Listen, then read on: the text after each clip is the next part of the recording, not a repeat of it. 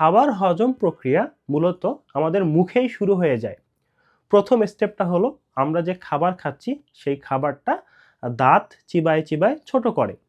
আমরা তো সলিড কোনো কিছু হজম করতে পারবো না। শরীরে যত কিছুই হজম হবে সব লিকুইড ফর্মে হজম হবে।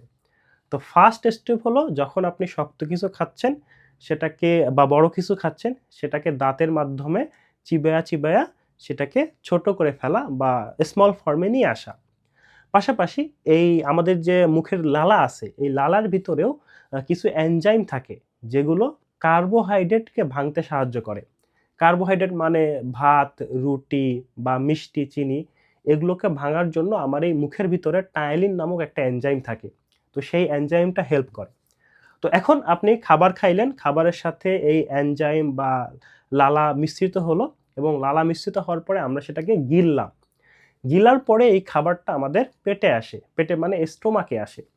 স্টোমাকে আসার পরে এই খাবারটাকে স্টোমাকের যে ২ প্রান্ত আছে ওরা বন্ধ করে রাখে। বন্ধ করে সেখানে অ্যাসিড সিক্রেশন করে। তার মানে আপনার যখন স্টোমাকে খাবার আসবে তখন স্টোমাক অ্যাসিডের মাধ্যমে খাবারের ভিতরে যত জীবাণু আছে এগুলোকে মারবে। পাশাপাশি স্টোমাক আমরা মুখে যেরকম চাবাইছি, স্টোমাক নিজেও এই ২ টা পর্দা বন্ধ করে চাবাইতে থাকবে। চাবায় চাবায় মুখে যতটুকু না সে পাতলা করছে, তরল করছে, পেটে সেটাকে চাবায় চাবায় আরো তরল, আরো ছোট ছোট কণায় পরিণত করে। এবং পাশাপাশি স্টোমাকের ভিতরেও কিছু এনজাইম সিক্রেট হয় যেগুলো আপনার প্রোটিনকে ভাঙে। ট্রিপসিন, যে অ্যামাইলেজ এই ধরনের কিছু এনজাইম আছে যেগুলো প্রোটিন, ফ্যাটকে ভাঙতে শুরু করে। তাহলে প্রথম স্টেপ আপনার মুখে শুরু হলো, দ্বিতীয় স্টেপ আপনার পেটে শুরু হলো। তো পেটে যখন এরকম খাবারটাকে মানে তরল করে ফেলে তখন এরা মন্ডে পরিণত হয়। এই মন্ডটা তখন স্টোমাক থেকে আস্তে আস্তে ডিউডেনামে আসে। ডিউডেনামে আসার পথে তখন প্যানক্রিয়াস অনেকগুলো এনজাইম সিক্রেট করে। সবগুলো এনজাইম আরকি। আমরা যে মেজর ৩ টা খাবার কার্বোহাইড্রেট, প্রোটিন, ফ্যাট এই ৩ টাকেই হজম করার জন্য ৩ ধরনের এনজাইম এই প্যানক্রিয়াস থেকে সিক্রেট হয়। তো প্যানক্রিয়াস থেকে যখন এই এনজাইমগুলো সিক্রেট হয় আর এই তরল খাবারটা যখন আমার ডিউডেনামে আসে তখন এই এনজাইমগুলো খাবারকে আরো সিম্পল ফর্মে নিয়ে যায়। যেই ফর্মটা হইলে খাবারটা আমাদের শরীরে শোষণ হয়। যেমন কার্বোহাইড্রেট বা ভাত, রুটি ভেঙে গ্লুকোজকে তৈরি করে এবং প্রোটিন মাছ, মাংসকে ভেঙে অ্যামিনো অ্যাসিডে তৈরি করে এবং ফ্যাট থেকে ফ্যাটি অ্যাসিড তৈরি করে।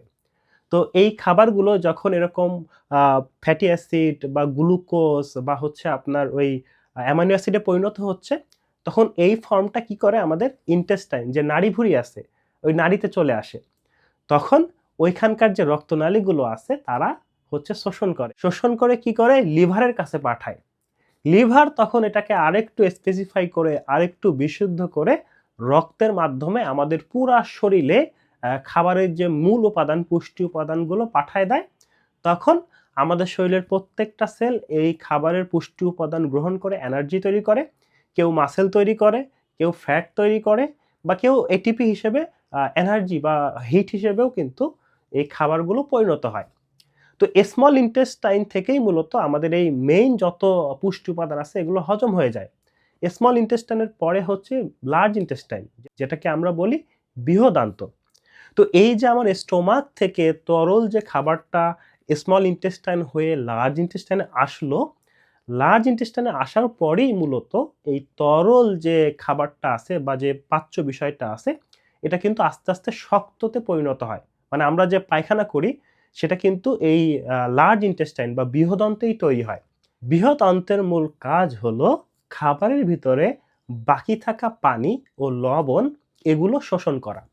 তো বাকি অবশিষ্ট পাচ্য বিষয় থেকে যখন পানি এবং লবণ চলে যায় তখন সেটা শক্ত হয়ে যায় এবং স্টুল বা পায়খানায় তৈরি করে। তো এভাবেই মূলত আমরা যে খাবার মুখ থেকে খাওয়া শুরু করছি একদম পুরা যে আমাদের ইন্টেস্টাইন আছে, large intestine, small intestine, duodenum, stomach এগুলো পুরোটা পাস হয়েই এই খাবারটা হজম হয়, শোষণ হয়। হওয়ার পরই মূলত আমরা খাবার থেকে পুষ্টি বা এনার্জি পেয়ে থাকি।